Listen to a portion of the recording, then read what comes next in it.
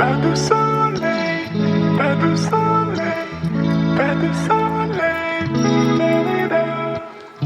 Pas de soleil, pas de soleil, pas de soleil, da-da-da.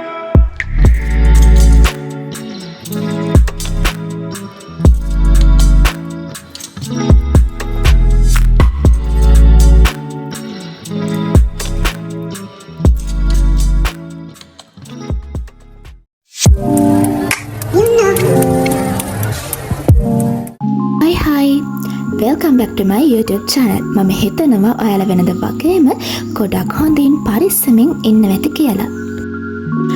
අද මම ඔයාලත් එක්ක share කරගන්න හිතුවේ ඔයාලගේ notes ලස්සනට පිළිවෙලට තියාගන්න චූටිම චූටි cute tip එකක් ගැන ඔයාලත් එක්ක ෂෙයා කරගන්න. ඔයාලා thumbnail එකෙන් දැන්ට මේක දන්නව ඇතිනේ.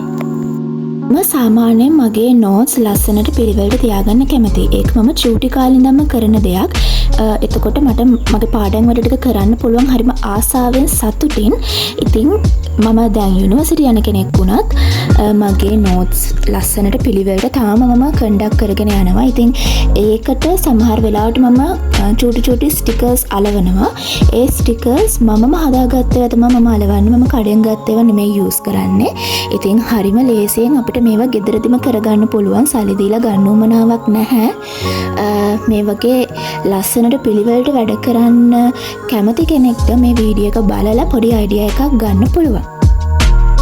ඔයාලට පුළුවන් Google එකෙන් හරි Pinterest app එක තියෙනවා නම් ඒකෙන් හරි search කරන්න cute stickers කියලා. දැන් මම මේ search කරලා තියෙන Google එකේ ඉතින් heart sheet කොලයක් අරගෙන පැන්සලෙන් චිත්‍ර දිහා බලාගෙන ඔයාලට අඳින්න පුළුවන්. චිත්‍ර අඳින්න අමාරු කෙනෙක්ට පුළුවන් හරිම සිම්පල් චිත්‍ර ටිකක් තෝරගන්න. මොකද Google එකේ Pinterest එකේ ඕන තරම් තියෙනවා හරිම සිම්පල් ස්ටිකර්ස්. ඉතින් ඔයාලට ඒව යූස් කරන්න පුළුවන්. මම මෙන්න මේ පෙන් එක තමයි යූස් කරන්නේ. ඒ ඇඳපු චිත්‍ර වටේ අවුට්ලයින් එක අඳින්න. ඔයාලට ප්ලැටිනම් එකක් උනත් ගන්න පුළුවන්. හැබැයි ඒකේ තුඩ මහතයි නම් ලස්සනට එන්නේ නැහැ. ඉතින් තුඩ මහත් වුණාම ටිකක් කැත වෙනවා. ඔයාලට පෑනෙන් උනත් අඳින්න පුළුවන්. හැබැයි ඒකට ජෙල් පෙන් එකක් යූස් කරනවා නම් හොඳයි. දැන් මේ වීඩියෝ එකේ පේනවා වගේ ඔයාලට පුළුවන් ඔයාලා ඇඳගත්ත චිත්‍ර වටේ අවුට්ලයින් එක ඇඳගෙන ඊට පස්සේ කලර් කරන්න.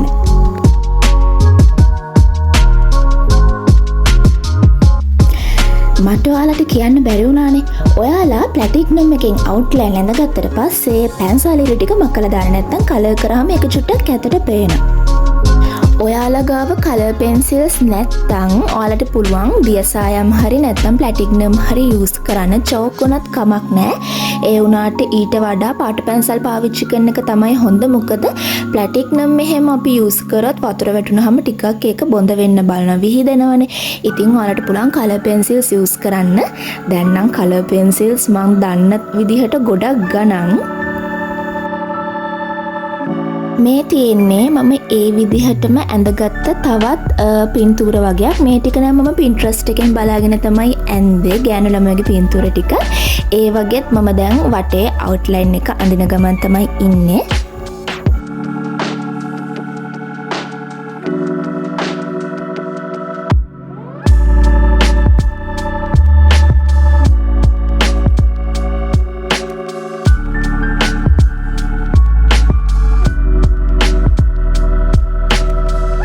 මම ඇඳගත්ත ඒ පින්තූර ඔක්කොම දැන් මම කලර් කරනවා. කලර් කරද්දී මම තදට තමයි පුළුවන් තරම් තදට තමයි කලර් කරන්නේ. එතකොට තමයි නිකන් එක print out අරගෙන වගේ කලර් print out ගත්තා වගේ පේන්නේ. එතකොට හරිම ලස්සනයි. දැක්කහම කියන්න අමාරුයි මේක අතින් ඇඳ එකක් කියලා. ඒ තරම්ම මාරම නීට් එකට quality එකට ඒක එනවා.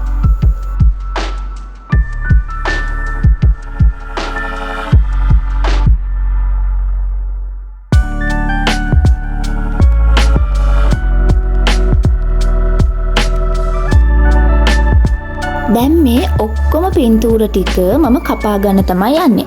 කපා ගද්දී සුදු පාටින් චුට්ටක් වටේ ඉතුරු කරලා තමයි කපා ගන්න. ඒ කියන්නේ බැලන්ස් කරලා තමයි වටේම කපා ගන්න. සුදු පාටට චුට්ටක් ඉතුරු කරලා ගානට අර මම ඇඳගත්ත අවුට්ලයින් එක වටේ නම් කපන්නේ නැහැ. චුට්ටක් ඉතුරු කරගෙන තමයි කපන්නේ.